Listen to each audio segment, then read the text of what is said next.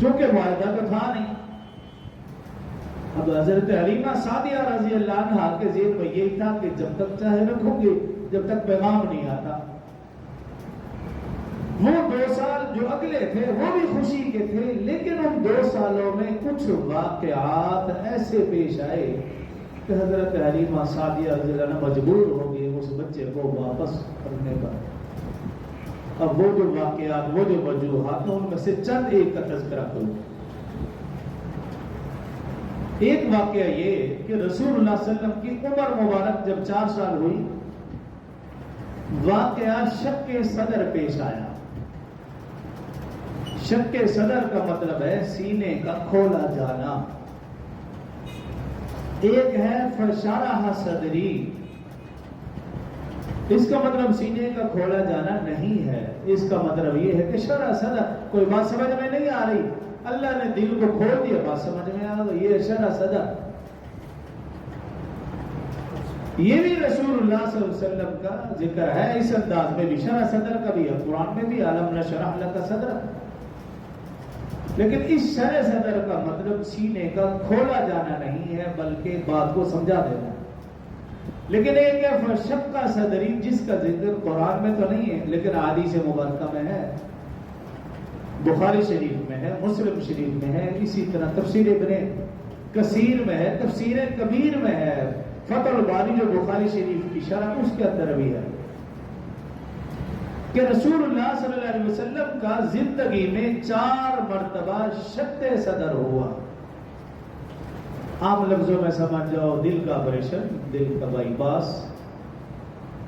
ہمارے ہاں تو بیماری کے طور پر ہوتا ہے، رسول اللہ صلی اللہ علیہ وسلم کا شق صدر بیماری کے لیے نہیں ہوا، انوارات و تجلیات کو بھرنے کے لیے ہوا۔ رسول اللہ صلی اللہ علیہ وسلم کی زندگی میں 4 مرتبہ شق صدر، دل کا آپریشن ہوا۔ اب تو کافی سارے لوگ مان گئے ہیں، پہلے یہ بات ماننے کے لیے کچھ مسلمان تیار نہیں تھے۔ اگر کافر نہیں مانتے تو اس کی ضرورت بھی نہیں، وہ نہ مانو تو بہت کچھ نہیں مانتے۔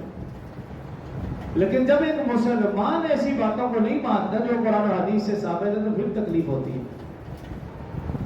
ایمان والے کی تعریف جو اللہ نے بیان کی ہے قرآن کے شروع میں، سورہ بقرہ شروع کرے، شروع میں اللہ نے کہہ دیا، بھی قرآن تو پڑھنے لگے لیکن سن لو، الذین یؤمنون بالغیب، ایمان والا وہ ہے جو غیب پر ایمان ہے، بن دیکھی چیز پر ایمان ہے، اسے ایمان والا کہتے ہیں۔ ہم نے اللہ کو نہیں دیکھا لیکن ہمارا ایمان ہے، آمنت باللہ۔ ہم نے فرشتوں کو نہیں دیکھا، ہمارا ایمان ہے، وملائکتہ۔ ہم نے کتابوں کو نہیں دیکھا، تورات زبور انجیل، لیکن ہمارا ایمان ہے، وکتبہ۔ ہم نے رسولوں کو نہیں دیکھا لیکن ایمان ہے، اقرار کرتے ہیں، ورسلہ۔ آخرت کے دن کو ہم نے نہیں دیکھا لیکن ہم مانتے ہیں، والیوم الآخر۔ اچھی بری تقدیر کو ہم نہیں جانتے لیکن ہمارا ایمان ہے، والقدر خیرہ وشرہ من اللہ تعالی۔ مرنے کے بعد دوبارہ اٹھنا، کوئی شخص ایسا نہیں ہے جو ہمیں بتا سکے کہ یا ہم نے دیکھا ہو کہ جو مرا پھر زندہ ہو گیا، لیکن ہمارا ایمان ہے کہ والبعث بعد الموت، مرنے کے بعد ہم نے اٹھنا ہے۔ کیوں؟ رسول اللہ صلی اللہ علیہ وسلم نے فرما دیا، بات ختم۔ اللہ رب العزت نے جس چیز کا ذکر قرآن میں فرما دیا، بات ختم۔ الذین یؤمنون بالغیب، میری اور آپ کی جو ہم آنکھوں سے چیز دیکھ رہے ہیں وہ بات غلط ہو سکتی ہے، لیکن جو قرآن میں ہے یا جو رسول اللہ صلی اللہ علیہ وسلم نے فرما دیا وہ بات غلط نہیں ہو سکتی۔ اس لیے اللہ نے تعریف کر دیا، الذین یؤمنون بالغیب، غیب پر۔ تو ایمان والوں کو پہلے بھی اعتراض نہیں تھا، اب بھی اعتراض نہیں، اور قیامت تک بھی وہ اعتراض نہیں کریں گے کہ دل کا آپریشن ہوا اور آپ صلی اللہ علیہ وسلم زندہ رہے، یہ کیسے ممکن۔